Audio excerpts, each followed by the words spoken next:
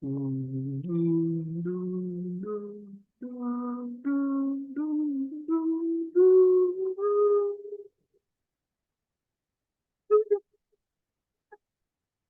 Sob, Ya sob, halo Sob. ya sob. Sob, terima kasih atas kedatangannya. Selamat datang Mas Bagas dan selamat datang juga Yoi Yoi Sobat yang ada di sini serta yang kami undang ada Kak Baik dan Kak Yasmin. Jadi selamat datang pada acara kita yaitu Side of the Alternative Energy in Indonesia. Jadi Yoi mempersembahkan dan sekaligus mengundang Mas Bagas sebagai ekspertisi pada alternatif energi yang sudah ini ya Mas ya berkecimpung dan sudah berpengalaman sangat banyak ya Mas ya. Jadi Mas Bagas ini saya izin kenalin Mas adalah alumni dari Teknik Mesin Institut Teknologi Bandung dan Mas Bagas ini mengawali kepiawaiannya dan karirnya dalam bidang energi dari Pertamina, kemudian juga melanjutkan ke dunia teknik dan konsulting, yaitu pada skala konsulting, kemudian juga mengembangkan dan melebarkan sayapnya pada eh, sebuah perusahaan energi ternama yaitu New Nexus Energy sebagai engagement manager ya Mas ya. Dan saat ini alhamdulillah Mas Bagas sedang melanjutkan studinya pada Master of Public Policy pada Economic Growth Institute di University of Michigan. Baik, jadi Mas Bagas ini memang yang kita approach terus gitu, sobat-sobat Yoi. Jadi kita tuh pengen banget nih mendatangkan Mas Bagas dan kayak mohon bimbingannya sama insight-nya Mas Bagas nih biar kita nih sama-sama tahu tentang energi. Jadi kemarin kalau boleh cerita Mas, kita tuh ngadain eh, fossil fuel versus electric vehicle, fossil fuel vehicle versus electric vehicle. Itu kita pingin nih kira-kira nih mana sih yang lebih kayak visible buat Indonesia ke depannya? Apakah kayak bener-bener kita tuh harus elektrik atau mungkin sebenarnya tuh fossil fuel vehicle tuh masih bertahan gitu sampai ke depannya. Nah, terus di sini kita pingin ngedik-dik lagi nih Mas, kita pingin ngegali lagi nih. Jadi kayak misalkan itu nggak menemukan jalan tengahnya, kira-kira alternatifnya itu seperti apa, bentuk transisinya itu seperti apa. Jadi yang dari kami pahami sendiri, kemarin kita sama sobat-sobat Yoi juga belajar nih, oh alternatif energi itu ternyata sangat potensial di Indonesia gitu Mas. Jadi kalau dari sumbernya kita mungkin di Pertamina Gas, tapi ini sudah cukup lama, mungkin nanti boleh dibimbing update-nya Mas. Jadi kalau sepaham kami itu dari keterangan Men KSDM, itu ternyata sangat besar, bisa sampai 120.000 gigawatt potensi dari energi alternatif sendiri itu Mas ya. Katanya itu gabungan dari energi surya, energi geotermal, energi bayu, dan energi biomasa. Nah, terus dari sebaran 120.000 gigawatt itu ternyata yang paling besarnya itu adalah energi air ternyata Mas katanya. Jadi itu ada 75.000 megawatt. Dan untuk sebarannya sendiri ternyata di Indonesia itu yang paling banyak ada di Sumatera sekitar 20% dan di Kalimantan 28%.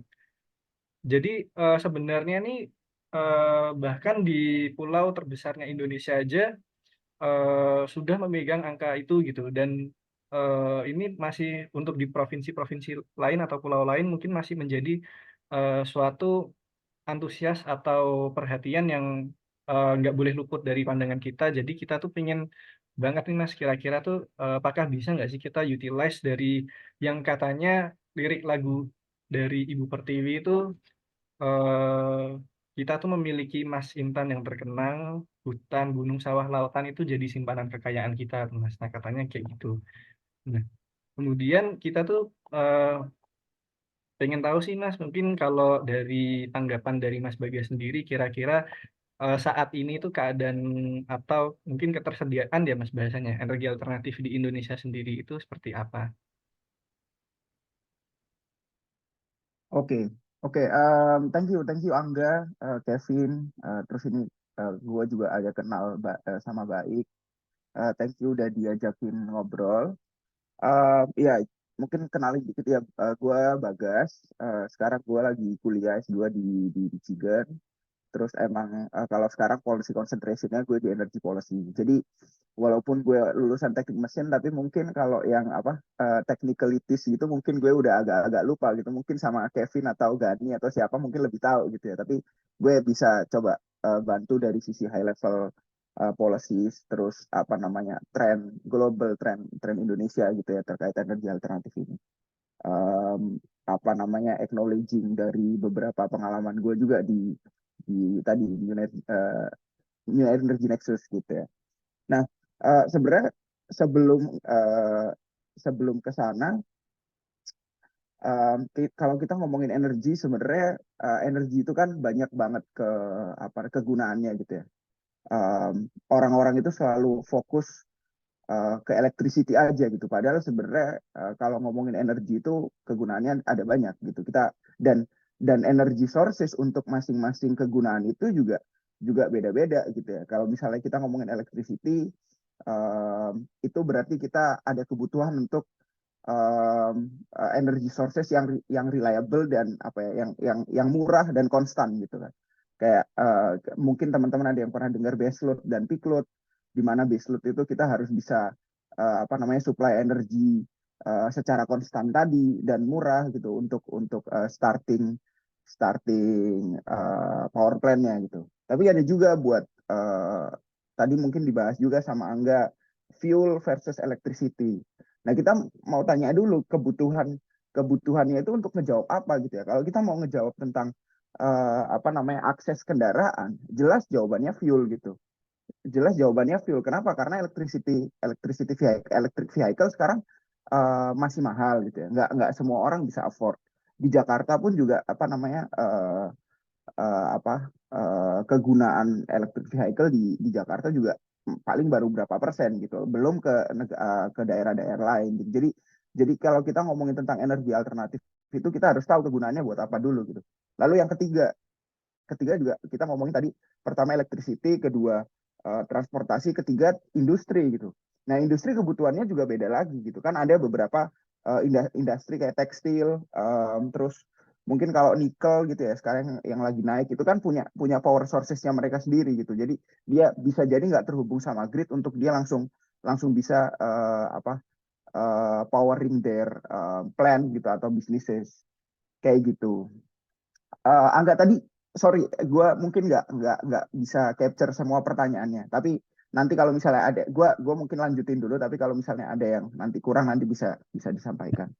Nah, em, iya. Terus kalau ngomongin apa aja sih macam-macam dari alternatif energi gitu ya. Mungkin mungkin teman-teman bisa tadi bisa bisa pakai framework yang ada di atasnya kita kita tentuin dulu nih use case-nya itu apa gitu ya, pakai electricity dan lain-lain tadi.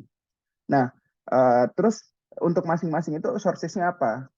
Tadi yang saya bilang di awal tentang electricity. Electricity itu bisa dibagi dua. Apakah kita itu mau base load atau peak load? Base load itu tadi, jadi kita harus ada energy sources yang bisa fulfilling power generation, di mana power generation-nya itu harus konstan dan murah untuk starting point-nya. Itu kita bisa bilang beberapa energy sources itu pasti jelas coal. Terus yang sekarang renewable itu geothermal. Karena geothermal itu kan flow-nya itu kan konstan kan. Terus apalagi walaupun walaupun sekarang kalau misalnya ngomongin murah atau enggak itu masih debatable gitu ya. Tapi apa namanya constant flow dan lain-lain itu yang menyebabin dia cukup cukup bisa untuk dipakai jadi base. Lalu ada peak. Nah, peak load ini tuh kalian bayangin kalau misalnya electricity di satu kawasan, di satu daerah, itu kan pasti ada jam-jam tertentu yang demand itu akan naik gitu. Kayak contohnya di siang hari waktu industri itu lagi operate, atau di malam hari ketika teman-teman pulang ke rumah, terus mulai nyalain pemanas, mulai nyalain AC dan lain sebagainya, itu demand-nya makin tinggi. Nah, itu adalah waktu di mana eh, harus ada gap demand yang difulfill sama electricity generation. Nah, di situ adalah waktu-waktu di mana renewable energy itu bisa masuk. Kenapa? Karena mungkin ini nyambung juga ya. Nanti alternatif energi itu tuh nggak semerta-merta bagus gitu ya. Walaupun kita tahu secara carbon emission itu ya reduction-nya itu bahkan kayak carbon emission-nya zero gitu ya untuk beberapa beberapa energy sources. Tapi kan ada masalah intermittency, ada masalah intermittency. Kalau yang nggak tahu intermittency, kayak bayangin matahari itu nggak setiap hari gitu bisa ada gitu kan. Angin juga nggak setiap hari bisa ada gitu. Nah itu yang mau coba diaddress juga gitu untuk fulfilling peak demand, peak peak load itu dengan renewable energy. Terus kita beralih lagi ngomongin tentang kegunaan yang kedua. Kegunaan yang kedua si transportasi. Transportasi sekarang energi alternatif yang sekarang juga booming. Pertamina, I believe juga udah mulai banyak research ke situ, hidrogen gitu ya, fuel cell. Itu juga udah mulai rame diskusi-diskusinya. Fossil fuel jelas masih. Terus bio campuran antara fosil dan biomass gitu ya, untuk mungkin teman-teman ada yang aware bioetanol dan lain sebagainya gitu. Dan yang terakhir kalau perihal perihal di industri, kalau di industri karena industri itu kan mindsetnya itu masih mindset profit ya. Jadi mereka itu masih sangat bergantung sama energy sources yang sangat murah gitu. Which ya kalau kita ngomong yang paling murah ya kalau komparatif cost-nya ya masih ada di di fossil fuel gitu. Jadi mostly masih ke arah sana gitu. Gitu sih, Angga. Mantap nih Mas, terima kasih. Sebenarnya tuh berarti emang relate ya Mas ya sama SDG 7 dari yang saya pahamin ya. Kayak dari judulnya aja kan memang kayak clean and affordable renewable energy ya Mas ya. Nah itu kan berarti emang di sisi yang energi alternatif itu tadi dari carbon emission-nya emang mungkin lebih clean Mas. Atau mungkin gimana faktanya kalau di lapangan? Siapa tahu saya salah gitu. Iya, betul betul. Nah, jadi memang sebenarnya SDGs itu kan diambil dari isu global ya. Isu global kita ngomong climate change gitu ya. Climate change uh, salah satu uh, salah satu greenhouse gases. Gua nggak bilang cuman satu doang. Carbon itu kan one of the greenhouse gases. Ada banyak lagi kayak sulfur dan lain-lain gitu. Tapi yang contribute paling gede itu kan CO2. Nah, benar, renewable energy, most of renewable energy itu emang carbon emission-nya zero gitu. Dan ya sangat efektif gitu kalau mau tackling climate change issue ini.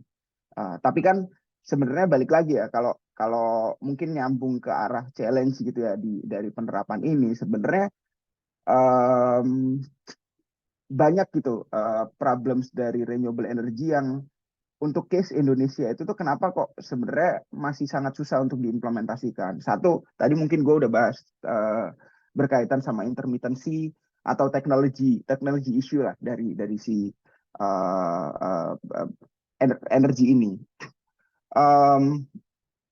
Nah, sebenarnya intermittency itu langsung nyambung ke solusi yang sekarang udah banyak diskusi gitu. Mungkin teman-teman juga udah aware energy storage. Idenya adalah gimana caranya tadi ketika ketika kalau misalnya kita pakai solar, terus terus ternyata pada siang hari itu tuh matahari terang banget, kita bisa capture banyak banget, tapi kan demand nggak akan segede itu gitu ya. Nah, kita kan juga mau bisa save gitu untuk kegunaan di jam-jam yang lain gitu. Nah, itu yang coba kita bukan kita sih, maksudnya industri dan banyak researcher itu lagi fokus ke arah sana juga. Nah, terus ada masalah-masalah yang lain. Mungkin kita bisa deep dive nanti kalau misalnya ada pertanyaan juga dari sisi land use. Land use dalam artian kita kalau ngomongin solar panel gitu ya, untuk kita bisa capture sebanyak itu energi power generation-nya itu tuh kan harus menggunakan luasan yang besar banget gitu. Kalau teman-teman pernah dengar yang di Bandung ini ya, ada PLTS Cirata kan. Coba aja teman-teman lihat berapa tuh jumlah total area yang digunakan gitu. Nah, poin saya adalah energi per satuan area untuk solar itu mahal banget gitu. Apalagi kita ngomong tentang tanah di Indonesia itu juga mahal banget kan. Jadi itu sih kita nggak bisa cuma ngelihat dari carbon emissions, tapi ada banyak faktor secara keekonomikan yang harus juga kita address gitu. Gitu nggak? Wah, berarti memang ini ya Mas ya, apa dari misalkan kalau apa memang dari sisi affordable-nya itu kan berarti memang lagi-lagi tergantung sama misalkan dengan investasi di land-nya, kemudian juga Tuh. mungkin teknologinya ya Mas ya, yang ini Hmm. juga ya butuh kayak advancement karena kalau saya juga mungkin baru sedikit doang di dunia teknik, tapi setahu saya kayak misalkan mungkin turbine dari apa wind turbine, terus misalkan apa itu mungkin memang dari operationnya nggak menghasilkan karbon, cuma nanti kan waste treatment atau mungkin maintenance-nya Betul, betul. cenderung bermasalah. Nah itu Mm-mm. berarti gini Mas, sebenarnya itu kan buat bisa diimplementasikan di rural areas atau mungkin di industrial company gitu. Nah, misalkan kalau di kita tuh pengen tahu sih sebenarnya kayak itu kan cukup ekstrim ya, karena kan mungkin dari industrial consumption-nya pasti besar. Kalau dari rural mungkin tadi ketersediaan yang mungkin cenderung menyebar dan investment yang cenderung mahal. Nah, itu kalau misalkan cara supaya yang lebih affordable di rural areasnya itu seperti apa, kemudian kalau misalkan di industrialnya itu juga seperti apa gitu. Apakah nanti ada kemungkinan transisi misalkan kan saat ini petrol dan coal kan lebih murah dari renewable energy. Apakah mungkin ada kemungkinan masa depan itu trade. Jadi misalkan apa yang rural area punya itu nanti akan di trade ke industrinya. Jadi dengan harga yang lebih kompres dibandingkan market gitu. Misalkan gitu. Terima kasih.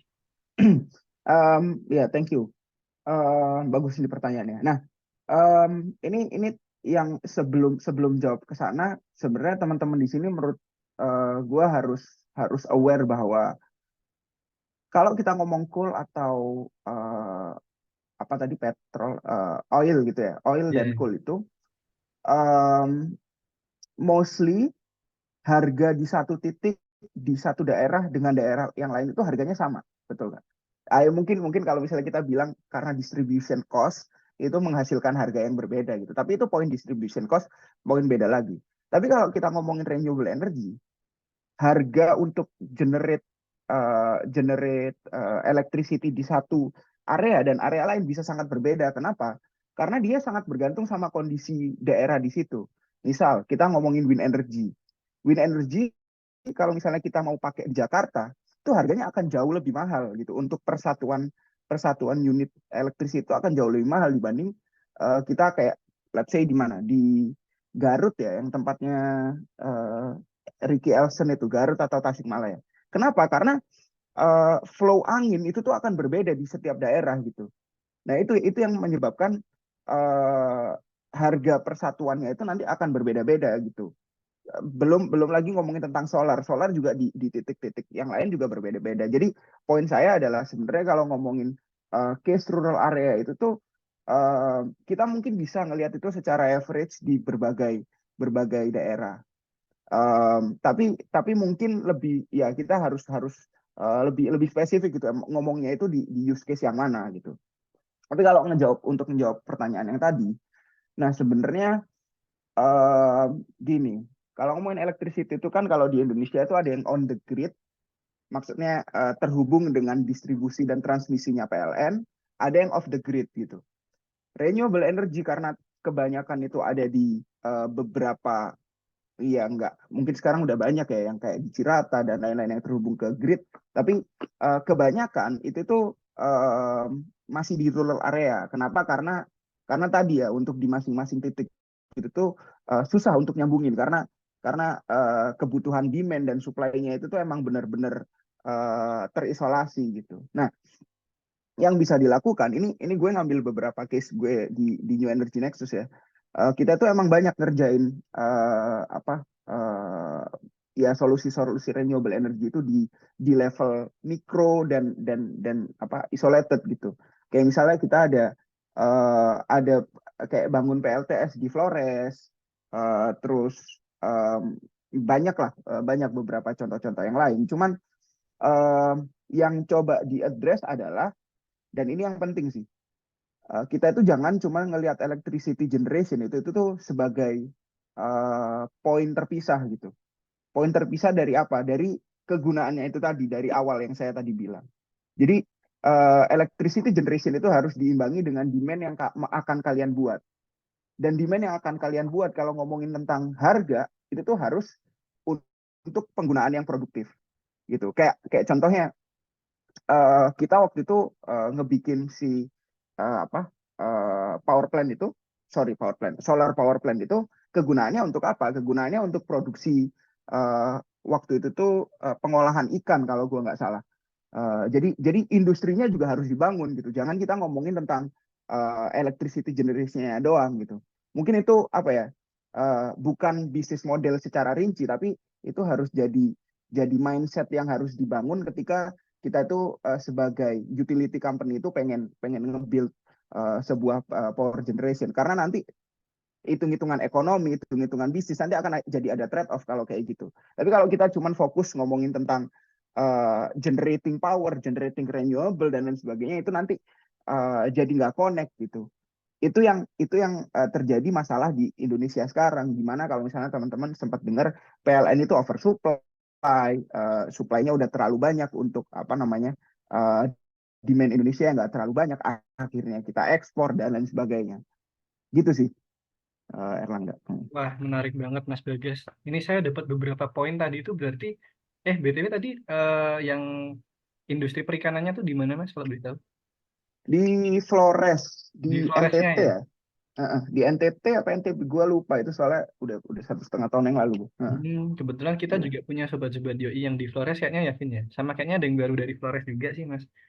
Terus mantap. Mm-mm. terus jadi gini Mas, itu kan tadi kan memang kami tuh mikirnya kayak kita anak-anak muda tuh, oh yaudah kita dikasih chance buat karena dari inisiatif ini kita supply ide. Nah kita mikirnya tuh supply aja mungkin sampai kita nggak kepikiran Mm-mm. buat tadi memikirkan demand-nya dari daerah-daerah itu seperti apa. Nah sementara kita tuh Mm-mm. Yoi di sini pingin lebih inklusif Mas. Jadi sobat-sobat Yoi ini termasuk saya anak Yoi itu sebenarnya tersebar di berbagai daerah Mas. Ada yang di Medan, ada yang di Makassar, ada yang di apa namanya Sumatera tuh juga banyak dari proporsi kami. Nah itu mungkin dari real experience dari mereka mungkin boleh ya Mas ya menceritakan mungkin Boleh, seperti apa sih kondisi aktualnya. Kemudian juga kalau mungkin ada yang ingin konsultasi sama Mas Bagas, kemudian juga boleh. oh Mas, kira-kira tuh tadi microgrid tuh apa sih? Apakah bisa nih misalkan di Mm-mm. pulau saya? Nah, mumpung Mas Bagas sangat expert dan sudah mengengage banyak satu Indonesia nih terkait dengan renewable energy. Jadi buat teman-teman untuk sesi question and answer kita persilakan mungkin ya Mas ya.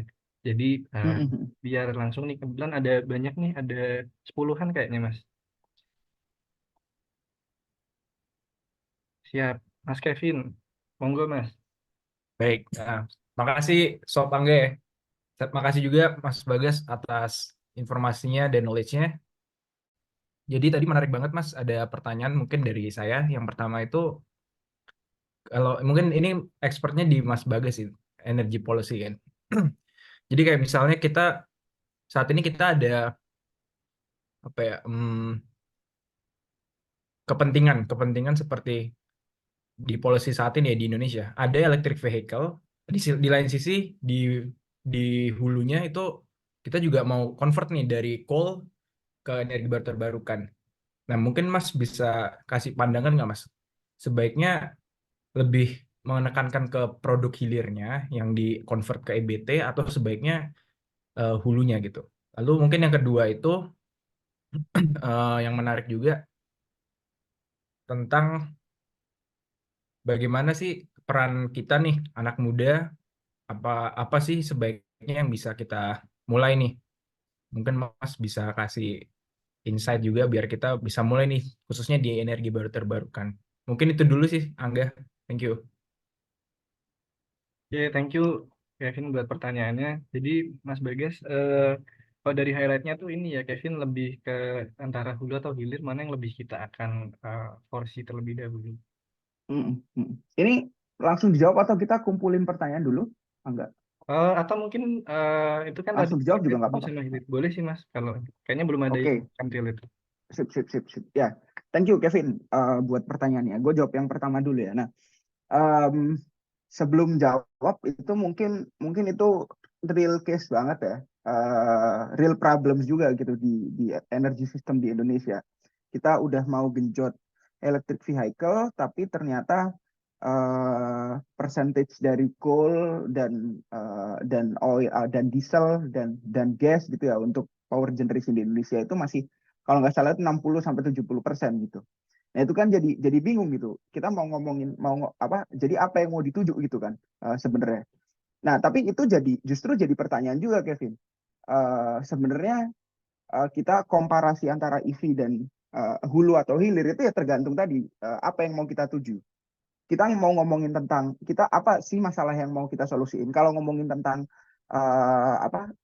net zero gitu ya, jelas kita harus ngomongin di hulunya.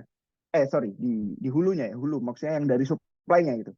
Kita harus ngomongin tentang power generation ya, karena itu yang apa namanya, secara priority gitu ya, dan majority karbon itu ya emang dari electricity gitu. Nah itu yang harus kita tackle duluan. Banyak banget apa namanya inisiatif dari pemerintah yang udah coba dilakuin. Tadi benar, convert ke renewable energy. Mungkin teman-teman kalau aware, ada namanya coal phase out. Itu research gue sekarang gitu ya, coal phase out, coal retirement. Jadi gimana caranya power plant yang sekarang udah ada, coal power plant yang udah ada sekarang, itu dengan kita nanti akan transisi ke renewable energy, aset itu kan masih akan tetap ada gitu ya. Dan aset itu kan equal to uang gitu. Nah, uang itu kan sensitif banget dari pemerintah, dari operatornya gitu. Itu kan sangat sensitif untuk gimana nanti aset gua lu main transisi doang, ini aset gua nanti akan kayak gimana gitu kan. Nah, itu yang juga coba sekarang ada beberapa metode-metode financial scheme gitu ya yang coba dilakukan sama pemerintah, collaborating dengan berbagai institusi luar negeri gitu. Nah, gitu sih. Jadi kalau pertanyaan EV atau renewable energy system, apa namanya, converting dari hulu atau hilir itu sangat bergantung dengan problems apa yang mau lu jawab gitu. Kalau kita mau ngomongin tentang inequality gitu ya, isu tentang inequality ya, kita nggak bisa juga maksain tentang kita nggak bisa juga maksain untuk orang-orang pakai electric vehicle, karena emang sekarang apa namanya, ya yang punya mobil itu, yang punya motor itu juga berapa orang sih dari percentage dari populasi di Indonesia, kayak gitu-gitu sih. Jadi ya sangat tergantung sih gitu. Tapi itu kan tadi banyak kan ngomongin tentang pro coal ya. Nah sekarang pro EV-nya kayak gimana? Pro EV-nya kita juga mau lihat sebenarnya apa yang mau kita tuju. Apakah kita mau ningkatin produksi dalam negeri? Kan kita sekarang udah punya ini kan, supply chain dari beberapa turunan produk dari EV, bukan EV doang ya, baterai. Nah kalau kita ternyata emang pengen menyerap itu idenya gitu ya. Ya kalau gitu ya kita harus banyakin EV dong gitu, supaya EV-nya semakin banyak, terus penggunaan baterainya juga semakin banyak. Ininya apa penyerapan dari baterai-baterai nikel dan turunan-turunannya itu juga bisa semakin banyak gitu. Jadi pertanyaan-pertanyaan seperti itu menurut gue kita harus jawab ultimate goals-nya itu mau apa gitu. Gue nggak bilang bahwa ada salah satu goals yang lebih baik daripada yang lain gitu ya. Itu diskusi yang lain. Nanti kita juga bisa ngelihat prioritinya di Indonesia ya, apakah itu dari carbon emission-nya atau apa dan lain-lain, itu diskusi yang berbeda. Tapi untuk menjawab ini sangat bergantung sama policy objektifnya itu mau apa gitu. Itu yang nomor satu. Semoga menjawab. Nanti Kevin bisa nanya lagi kalau ini. Yang kedua, peran anak muda. Nah, yang gua ngelihat anak muda itu satu itu yang identik dengan anak muda itu curiosity gitu ya. Nah, menurut gua dengan semua resources yang sekarang available gitu, pertama jelas ya, peran anak muda itu gunakan curiosity kalian untuk solving semua masalah yang ada gitu. dan nggak harus dengan kalian berkecimpung. Kalau misalnya mungkin teman-teman ada yang ada yang ini ya, ada yang nggak di engineering atau yang nggak mungkin nggak terlalu aware sama isu-isu ini gitu. Ya kalian kalian gunakan curiosity itu mungkin untuk produce tulisan atau kalian asah critical thinking kalian dalam ngelihat suatu isu. Nggak harus ngomongin tentang energi, tapi banyak banget gitu kan isu-isu yang bisa kalian coba assess gitu. Tapi intinya lakukan sesuatu dengan modal curiosity kalian itu. Nah, tapi yang kedua yang jelas untuk actionnya gitu ya, bisa dibilang actionnya ini YOI, gue sangat respect juga sih ini wadah untuk diskusi yang baik juga untuk anak-anak muda juga bisa aware sama isu-isu yang ada renewable energy. Tapi kalian juga bisa mungkin kalau ada yang masih di bangku kuliah, kalian bisa ikut lomba mungkin banyak banget sekarang case competition, energy case competition, habis itu ngomongin tentang yang di engineering itu gue agak lupa ya karena gue udah lama nggak di engineering, tapi ada banyak banget juga tuh lomba-lomba yang bisa kalian ikuti atau movement-movement kayak SRI kalau nggak salah dia juga punya beberapa movement untuk ngebantu rural area dan lain sebagainya gitu sih. Jadi tapi poin gue adalah jangan melimitasi diri kalian dari nggak adanya kompetisi atau nggak adanya wadah, nggak adanya apa gitu. Kalian bisa mulai dari diri kalian sendiri kayak ya tadi curiosity itu, terus bikin tulisan atau nulis atau apa segala macam. Jadi yang penting kalian tetap update sama isunya, kalian tetap mengupgrade knowledge kalian juga dan kayak gitu sih, gitu paling. Terima kasih Mas Bagas buat jawaban yang ininya ya, nge-solve dari si Kevin tadi berarti udah ini ya Vin ya. Karena nih Udah, Kevin juga thank you sebagai banget Mas Bagas. Setuju banget tadi poin yang jawaban pertama ya, tentu kita harus lihat tujuan kita ya Mas ya, mau kemana. Oke, thank you enggak. ya ini ngomong-ngomong Kevin juga ini Mas soalnya dia ini ya bercita-cita menjadi manajer atau regulator ya Vin ya Mantap. suatu saat. Amin, Amin, amin, amin. amin. Ya udah.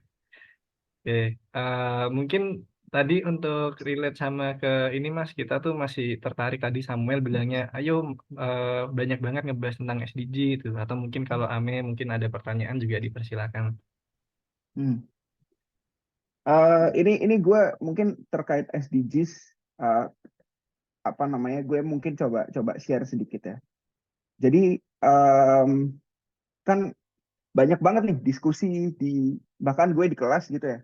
Gue ngobrol sama ada kayak mantan CEO-nya kayak PLN-nya di US gitu ya. Um, jadi pertanyaan gue adalah apakah sebenarnya negara itu bisa grow their economy tanpa konsekuensi perusakan lingkungan gitu atau carbon emission. Itu tuh pertanyaan ultimate dari berbagai energi ekonomis gitu di seluruh dunia gitu. Kayak contohnya kan mungkin kalian sering dengar ya diskusi-diskusi bahwa ya Indonesia nggak apa-apa dong untuk emit carbon emission gitu ya. Karena kita masih negara berkembang. Enak aja lu Amerika, Inggris dan berbagai negara maju yang sekarang nyuruh kita untuk lowering our carbon emission, padahal lu sekarang udah maju gitu. Kita sekarang kan masih harus nge-burn our coal buat powering industri atau powering semua aktivitas ekonomi gitu. Nah itu banyak diskusi yang sekarang lagi happening lah ya. Nah jawaban ya ini kalian nggak harus percaya dengan satu statement dan kalian mungkin harus cari yang lain gitu ya. Tapi kalau jawaban si mantan CEO DTE gitu ya, DTE itu PLN di US itu dia bilang khususnya untuk developing world gitu. Itu tuh memang ada period of time di mana kita itu coba catching up the development dulu gitu. Growth-nya itu kita catch up dulu, baru nanti akan ada period dengan resources yang akan kita miliki gitu ya. itu baru deh kita nanti mulai tuh mikirin secara ekologi itu dampak yang paling minimum seperti apa gitu. Atau bahasa gampangnya ya udah nggak apa-apa bakar aja coalnya dulu, fosil fuelnya dulu gitu ya. Tapi nanti ketika kalian udah kaya gitu, nah nanti apa namanya duit-duit kalian itu kalian gunakan tuh untuk apa namanya inisiatif-inisiatif yang apa inisiatif-inisiatif yang lebih ramah lingkungan. Gua sih nggak setuju gitu ya. Kalau gue secara pribadi nggak setuju. Ya bisa jadi sebelum kita kaya, damage dari climate change juga udah terlalu tinggi gitu untuk ke Indonesia gitu. Yang nanti sebenarnya bisa bisa ngebuat apa cost yang akan kita perlukan untuk reparasi atau mitigasi itu jauh lebih besar gitu. Jadi ya kita nggak akan kaya-kaya gitu loh. Jadi walaupun gue sendiri belum bisa jawab caranya seperti apa gitu ya. Yang paling paling baik itu seperti apa? Tapi ide besarnya itu sebenarnya kita bisa jalan paralel. Nah, mungkin yang coba dilakukan gitu ya di beberapa developing country adalah kalau kalian pernah sempat dengar di COP 2000 COP 28, COP itu mungkin secara konteks COP itu tuh meetingnya seluruh leader di dunia untuk ngomongin climate change gitu. Di situ tuh Menteri Keuangan Sri Mulyani itu tuh di sana bilang, lu pada kalau nyuruh Indonesia untuk lowering our carbon emission, ya lu pada harus ngasih duit ke kita gitu. Nah itu jadi yang bisa nge-tackle untuk problem tadi ya dilema antara economic growth dan reparasi dari lingkungan itu sebenarnya uh, apa namanya partnership dan apa support dari international community itu yang coba di address gitu. Jadi karena reparasi ekonomi tadi itu mahal, kayak misalnya contoh renewable energy itu kan pasti lebih mahal gitu ya dibandingkan coal power plant gitu. Nah, tapi kemahalan itu tuh disupport dengan tadi ya international finance dan support-support dari internasional gitu. Sorry, gua nggak tahu ini ngomongnya terlalu lebar atau segala macam, tapi tadi sih gue agak mau share gitu ada beberapa diskusi yang sekarang lagi happening juga gitu tentang economic growth versus environmental gitu. Bahkan itu sendiri economic growth sama environmental tuh ini ya Mas ya, maksudnya nggak yang benar-benar linear gitu ibaratnya, tapi pasti ada satu titik temunya gitu. Betul, betul, betul, betul, betul. Silakan. Tapi Ada yang mau nanya? oh iya silakan Sorry, gimana, lanjut gimana, dong. gimana, gimana? Iya, iya Mas nggak apa-apa. Emang ini tadi ada yang mau nanya soalnya juga. Tadi yang barusan Resen mungkin. Oh PLN yang di US namanya DTI itu ya Mas ya? TT Energy, ya betul. Itu dia kayak state owned enterprise-nya gitu kan ya Mas? BUMN-nya gitu ya? Enggak. US nggak ada yang namanya state owned. Oh iya. US semua emang mazhab ekonominya kan emang apa ya private driven gitu. Hmm. Tapi yang paling besar dominasinya dari DT Energy. eh US ini kan gede ya. Mm-mm. Jadi mereka itu region based gitu. Jadi ada apa namanya? Ada yang di daerah Midwest, ada yang di daerah Northeast, ada yang di daerah Southwest, ada gitu-gitu. Jadi kayak banyak kayak PLN-nya itu ada banyak gitu. Akhirnya monopoli ya monopoli gitu, tapi monopoli di daerahnya masing-masing gitu. Gitu sih. Ternyata ini ya, iya bener sih, region apa daerahnya US banyak banget, state apa namanya, federal state-nya. Mm-mm. Tadi tuh ada yang ini nih Mas, penasaran juga, kira-kira kayak kuliah, terus kemudian kayak berkarya, kemudian riset di US tuh seperti apa gitu. Hmm. Oh ya sorry, tadi Rara eh, sepertinya ada pertanyaan. Monggo Rara kalau ada yang mau disampaikan.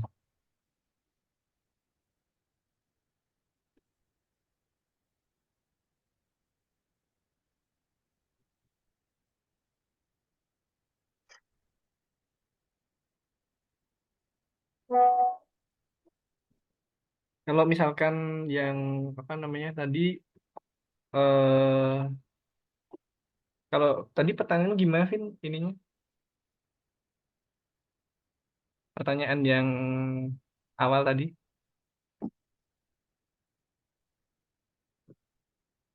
tentang ini ya, apa namanya, buat lebih baik tuh dari supply and demand-nya. Sorry, dari hulu dan hilirnya tuh kemana. Nah, terus kalau misalkan nih Mas, kita tuh pengen ini sih kan tadi kayak dari titik temu antara economic growth sama environmentalnya itu kan dia maksudnya belum tentu sejalan gitu. Dia dari titik temu tertentu. Nah, itu kira-kira tuh eh, ada ininya nggak sih Mas kayak apa ya, ambang batasnya gitu sih. Mungkin kayak Nah, saya kurang tahu sih kayak istilahnya tuh apa, mungkin kayak di ibaratnya mencapai apa energi bersih gitu itu 2030 sekian persen, ini sekian persen. Nah, itu tapi si parameternya itu energi bersihnya gitu. Nah, tapi kalau misalkan terkait dengan policy atau dengan ini tuh pasti kan maksudnya yang benar-benar ininya akan menentukan si parameter itu. Nah, itu kira-kira apa aja? iya, ya ini sorry ini mungkin mungkin gue tadi kurang ngasih konteks ya. Jadi em, kenapa sih Indonesia itu ngedevelop renewable energy gitu kan? Nah, itu sebenarnya itu dimulai dari diskusi di tingkat internasional, di tingkat global. Ada yang namanya ya itu tadi ya COP28, COP ya setiap tahun sih. Tadi COP Conference of Party kalau teman-teman mau googling. Nah, itu sebenarnya adalah meeting tadi untuk semua leader di semua negara itu di dunia untuk diskusi kondisi dari efek dari climate change itu apa, seperti apa, terus emisi karbon itu sekarang seperti apa, dan parameternya adalah sebenarnya kenaikan suhu gitu, kenaikan suhu permukaan bumi gitu. Nah, akibatnya apa efek konsekuensinya apa sih dari kenaikan suhu itu? Kenaikan suhu itu nanti akan berpengaruh terhadap banyak Kak. Teman-teman rasain aja kalau misalnya dari mungkin nggak kerasa ya kalau 1%, sorry, satu derajat gitu di Bandung misal dari 22 ke 23 gitu tuh nggak kerasa gitu ya. Tapi teman-teman coba coba coba bayangin average gitu ya. Kenaikan 1,5% itu teman-teman uh, coba bayangin kan ada negara-negara yang panas di belahan dunia yang lain, tapi ada yang dingin sekali. Tapi dengan agregat itu tuh bisa naik 1,5, berarti teman-teman bayangin di daerah yang dingin banget itu tuh kenaikannya banyak banget. Nangkep nggak? Nangkep nggak? Kalau misalnya kita ngomongin average gitu ya, ada yang panas, ada yang dingin segala macam, berarti akan ada beberapa pengaruh di negara apa di daerah-daerah yang dingin. Daerah yang dingin, Antartika, Arktik gitu ya. Nah, kalau misalnya itu meleleh gitu, berarti kan air itu akan lebih banyak gitu. Kena apa namanya permukaan air itu akan lebih tinggi gitu. Secara agregat di seluruh dunia itu akan ada kenaikan apa level surface water surface level gitu. Nah, akibatnya apa? Banjir. Terus kalau misalnya di agriculture, teman-teman bisa lihat ada berbagai macam permasalahan produksi dan lain sebagainya. Nah, nyambungnya tadi, Indonesia itu tuh udah punya agreement terhadap COP tadi, Conference of Party, untuk menurunkan carbon emission itu. Nah, carbon emission itu ditranslate kepada peraturan-peraturan KLHK, Perpres, dan lain sebagainya untuk target-target di berbagai industri untuk penurunan carbon emission. Di sektor energi, kita gunakan peningkatan renewable energy itu tadi. Apa namanya peningkatan proporsi renewable energy di energy mix di Indonesia, di electricity generation di Indonesia. Nah, itu sebenarnya yang dijadikan acuan dari Indonesia. Jadi hitung-hitungannya adalah total carbon emissions yang mau dikurangi, terus dibagi ke berbagai sektor. Nah, terus sektor energi berarti untuk di tahun-tahun kayak 2030, 2035 itu nanti apa namanya pencapaiannya dan pengurangan karbon emisinya akan seperti apa, sebesar apa gitu. Nah, um, tapi pertanyaan apakah itu cukup gitu ya? Ya nggak juga gitu. Kalau misalnya teman-teman lihat RUEN, Rencana Umum Energi Nasional yang meletakkan si proporsi renewable energy itu tuh udah ada dari 2014 kalau gue nggak salah. Tapi coba kalau kalian lihat tuh tren secara historical, penambahannya itu tuh wah kacau gitu. Maksudnya kayak lambat banget gitu trennya gitu. nggak salah pemerintah sih sebenarnya, karena itu tadi isu-isu yang berkaitan sama apa eh, ya perihal financing, perihal pembiayaan yang masih mahal.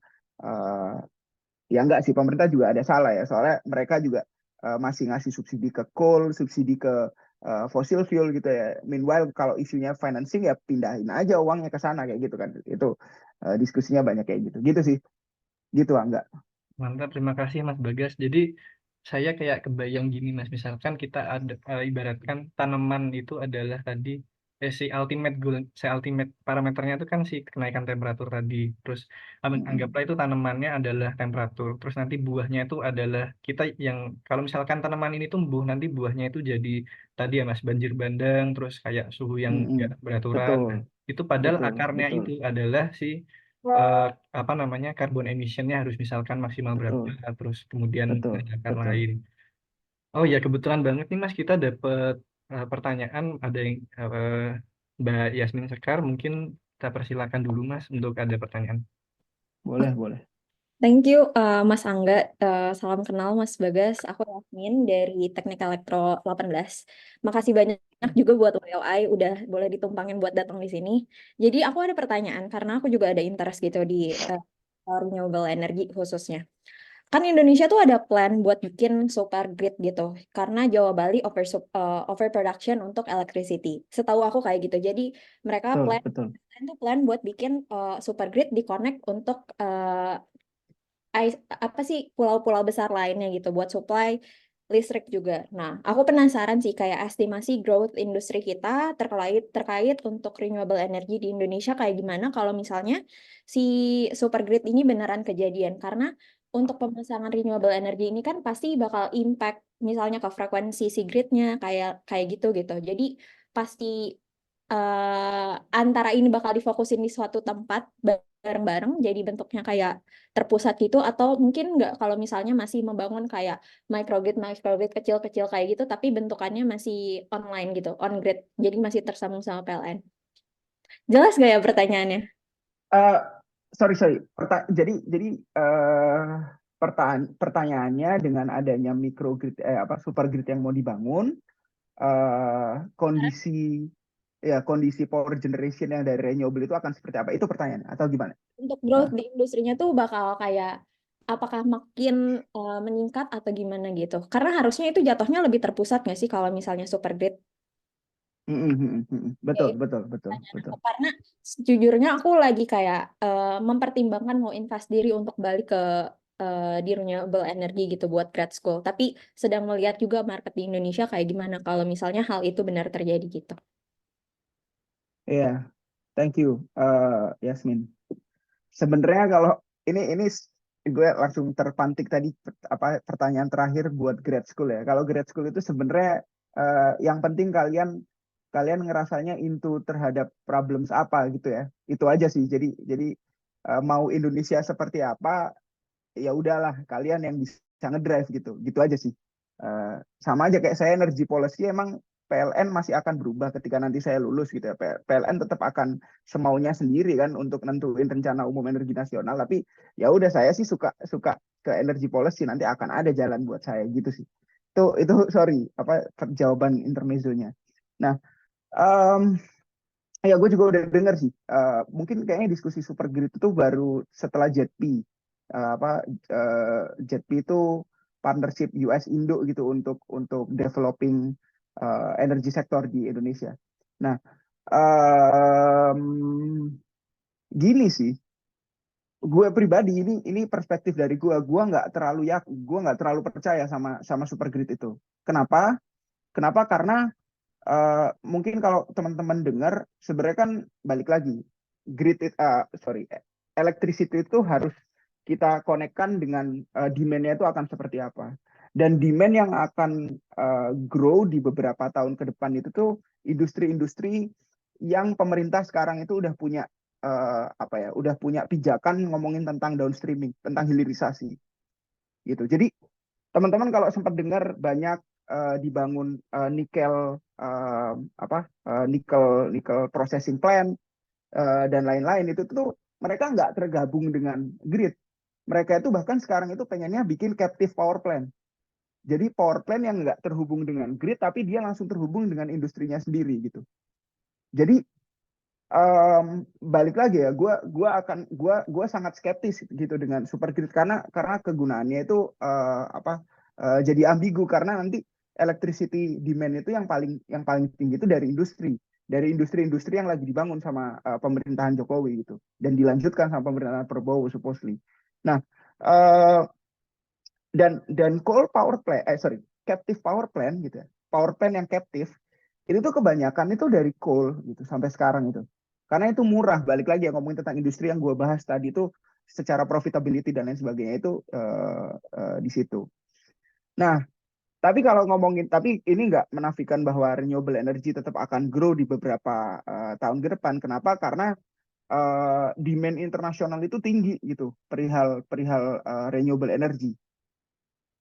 Tren di berbagai negara itu kayak pengen, kalau kalian tahu tentang scope 1, 2, 3 dari carbon emission, itu kan ada yang aware nggak soal scope 1, 2, 3? Sorry, gue ngomong kalau ada yang. Jadi gini, carbon emission itu untuk perhitungannya gitu ya. Jadi, sorry. Jadi untuk sebuah produk itu ada cabang ilmu di dunia ini namanya carbon accounting. Itu tuh untuk menghitung emisi karbon yang dihasilkan untuk producing sebuah barang gitu ya.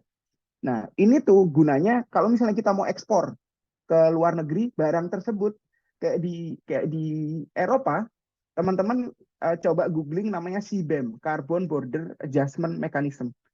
Itu mereka nggak mau menerima barang-barang yang diekspor ke negara mereka itu tuh yang punya perhitungan karbon yang melebihi batas dari Uni Eropa gitu. Nah, hubungannya ke tadi pertanyaannya Yasmin, carbon accounting salah satu cabangnya itu adalah perhitungan dari electricity yang digunakan untuk ngebuat produk tersebut. Nah, korelasinya adalah berarti ya mau nggak mau kalau misalnya untuk kita bisa dapat sertifikasi untuk menjual ekspor ke berbagai negara itu, ya kita harus pakai electricity yang lebih ramah lingkungan gitu supaya carbon accounting tadi itu sertifikatnya kita bisa dapat. Nah itu jadi kalau per se ngomongin tentang electricity sistem grid di Indonesia, gue skeptis gitu. Tapi ada banyak nih driver dan pressure dari berbagai macam aspek, nggak cuma dari electricity doang, itu yang bisa ngebuat renewable energy itu tetap bakal terdevelop gitu. Gitu Yasmin, kurang lebihnya gitu. Tapi ya balik lagi kalau ngomongin tentang PLN gitu ya, itu kan hubungannya super grid dan lain itu sama PLN. Memang permasalahan renewable energy di Indonesia sekarang itu ultimately di PLN gitu. Gitu sih. Oke, thank you Kak. Dan yuk sama-sama, dan jangan ini ya, jangan pesimis sama Indonesia. Harus tetap ini, teman-teman anak-anak muda harus optimis sama Indonesia. Gitu.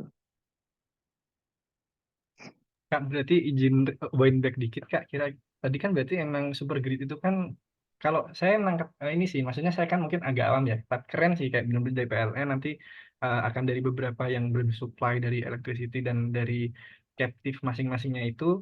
Nah itu kan mungkin kendalanya mungkin di tadi yang saya nangkap dari captive-nya. Nah mungkin apakah ada kayak benar-benar pivotal point yang tadi kan itu ya kayak yang dijelaskan si BEM tadi. Jadi kayak apa-apa itu nanti dihitung berdasarkan carbon accounting-nya dari mungkin dari manufakturnya, kemudian dari kayak maintenance-nya dan kelengkapan teknisnya. Nah, tapi kira-kira tuh ada benar-benar pivotal point yang bisa kayak nge-hold up si PLN sama captive-nya ini nggak sih, Mas? Kayak misalkan apakah kayak sesimpel saya mikirnya apakah ada benar-benar yang keunggulan dari si renewable atau alternatif energi ini selain dari karbonnya, mungkin dari kayak misalkan kandungan kimia lain, misalkan sulfurnya, atau misalkan kayak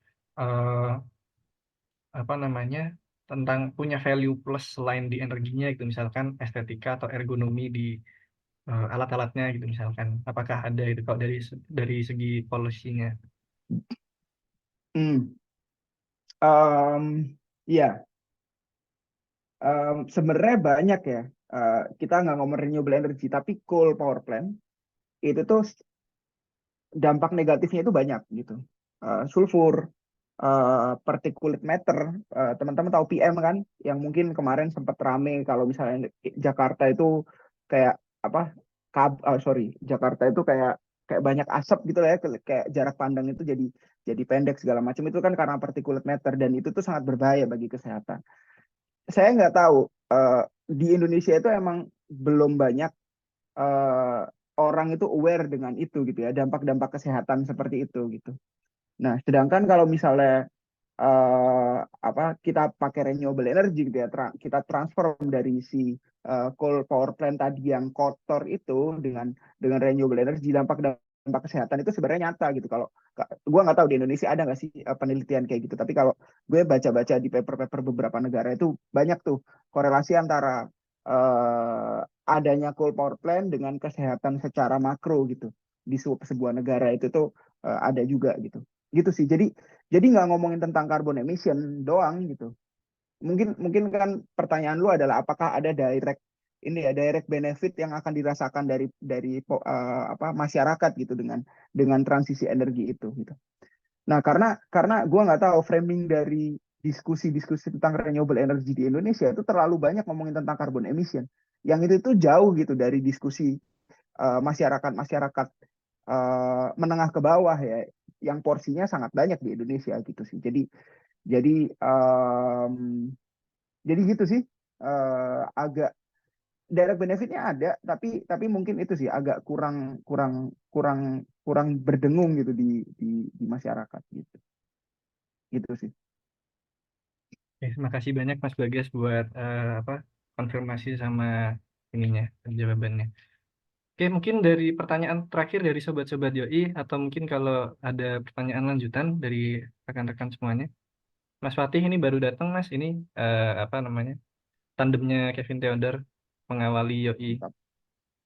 Mantap. Halo semuanya, gitu. Halo sob. Kedengeran ya suara? Kedengeran. Oke. Enggak sih, maksudnya eh kalau aku boleh berpendapat masalah renewable energy ini, kemarin kemarin apa namanya ada YouTuber gitu ya, Marcus Brownlee nyoba eh kayak atap solarnya Tesla gitu, dan dia benar-benar bayar nol gitu. Nah, ya sebenarnya harus timbul dari kesadaran masyarakat sendiri dulu sih, daripada kita ngomongin big big massnya contohnya PLN seperti itu. Soalnya ya sama kayak kemarin, sebuah industri itu bakal berjalan sesuai dengan eh, behavior behavior dari konsumennya seperti itu. Jadi ya gitu sih kalau menurutku, gitu. Jadi kita harus mulai dari dahulu gitu. Iya, gue coba nanggepin dari Fatih itu benar. Kalau kita ngomongin industri itu concern industri paling utama adalah konsumennya gitu. Kenapa kok akhirnya di berbagai negara maju itu mereka itu punya berbagai macam tipe electricity. Ada premium type gitu ya. Yang mana itu tuh terjamin bahwa electricity yang akan masuk ke rumah kalian itu tuh dari renewable energy sources. Tapi harganya lebih mahal gitu. Nah, itu yang kadang-kadang bisa jadi trade off. Kalau misalnya tadi Mas Fatih ngomongin tentang Tesla rooftop gitu, solar rooftop. Marginal cost-nya atau biaya yang operating cost yang dikeluarin di setiap bulan pasti nol. Tapi untuk investment cost di awal itu yang jadi masalah gitu. Nah, itu balik lagi ngomongin tentang economic development dan environmental lagi sih diskusinya. Apakah masyarakat di Indonesia secara agregat itu tuh udah siap untuk mengkompensate premium prices yang harus dibayarkan untuk mengurangi environmental damage itu sih. Ya gue bisa bilang untuk saat ini masyarakat Indonesia belum akan mau gitu. Untuk makan aja masih susah, ngapain gue bayar untuk renewable energy? Nggak akan tahu mereka tentang carbon emission gitu sih. Gitu. Nah, Makanya kenapa kok gue percaya ini tuh harus ada di level kebijakan gitu ya. Supaya itu gitu. Tapi nggak menafikan apa yang dibilang Mas Fatih. Gue setuju banget. Hal-hal yang bisa kita lakukan gitu ya secara individu, kayak ya mungkin mulai conserve energi, conserve itu manage energi kalian untuk lebih efisien, kayak matiin lampu dan lain sebagainya gitu ya. AC kalau keluar dimatiin, gitu-gitu. Itu sih yang mungkin dari teman-teman bisa coba mulai lakukan. Tapi di sisi lain ya itu tadi sih, update dan catch up sama isu-isu tentang renewable energy, berkecimpung di sana, itu juga sangat valuable sih buat near future mungkin gitu.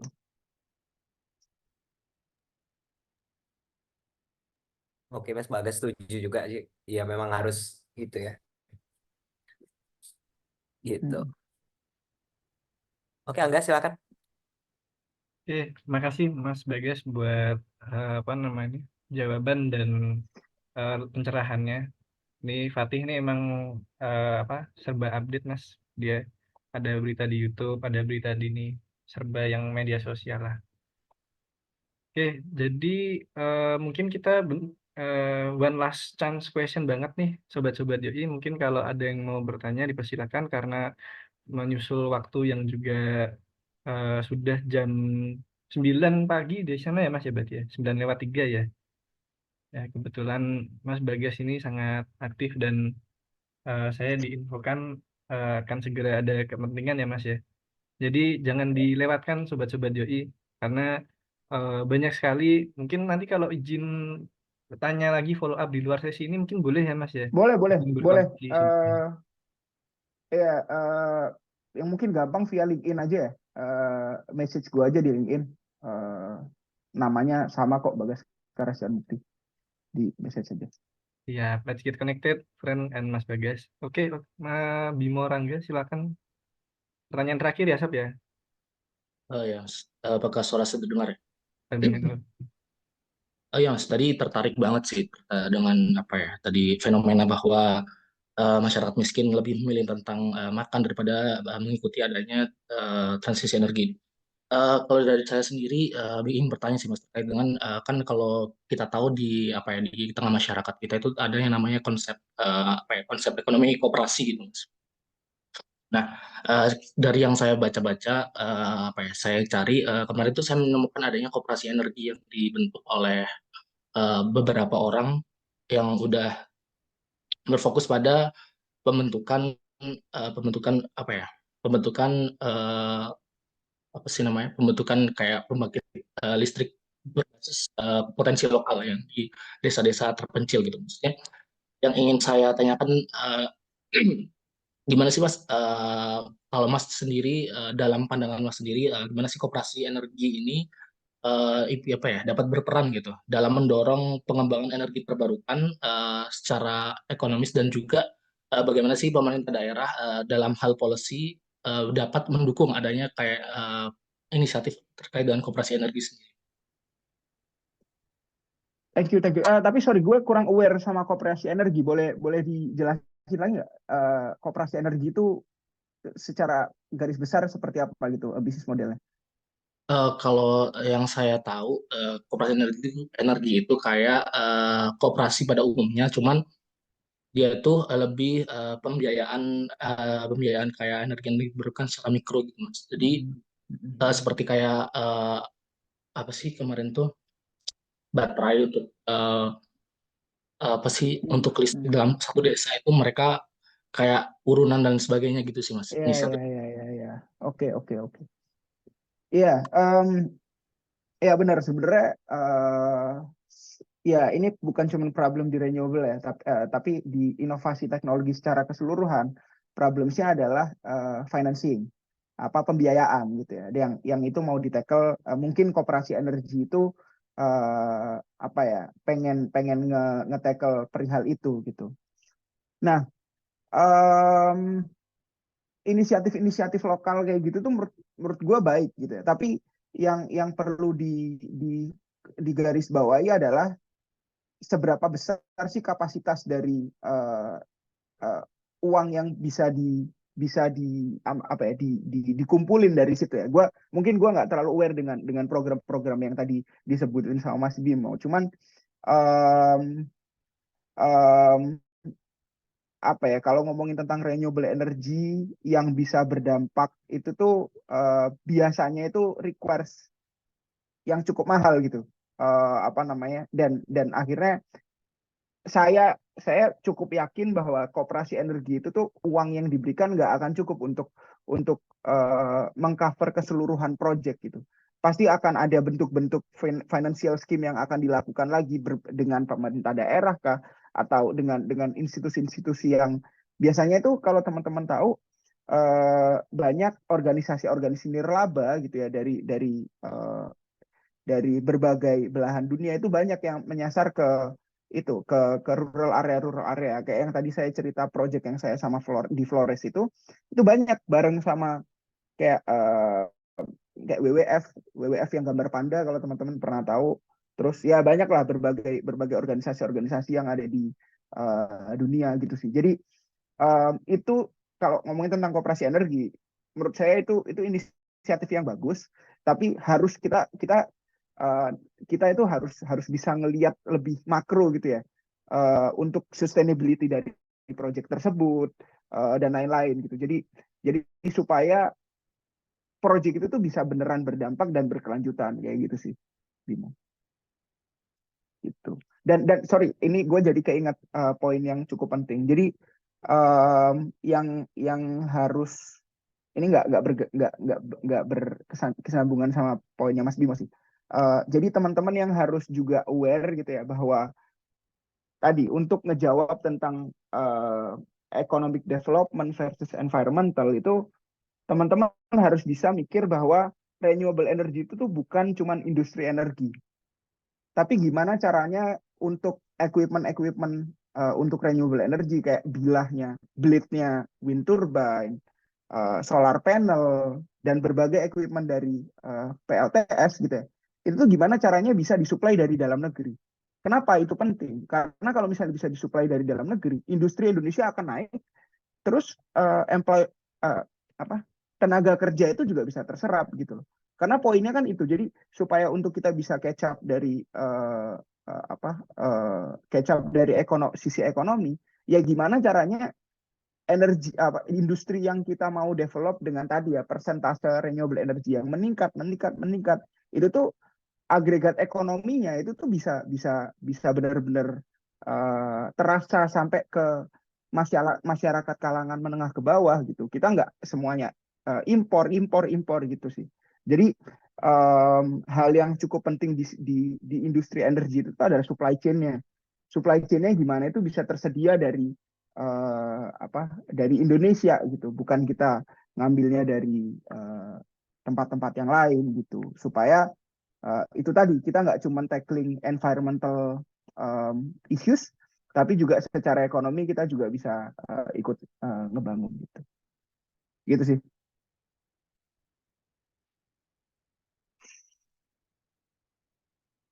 Ini mungkin gue ada banyak terms yang teman-teman nggak aware gitu ya. Nanti mungkin kalau misalnya ada yang mau googling silakan. Kalau ada yang mau make share nanya-nanya, DM gue aja di LinkedIn segala macem. Mas, gue tertarik sama si BEM deh, itu apa, ada referensi nggak segala macem. Kontak aja. Atau ada beberapa kata-kata gue yang kalian bingung tadi, kontak aja gitu.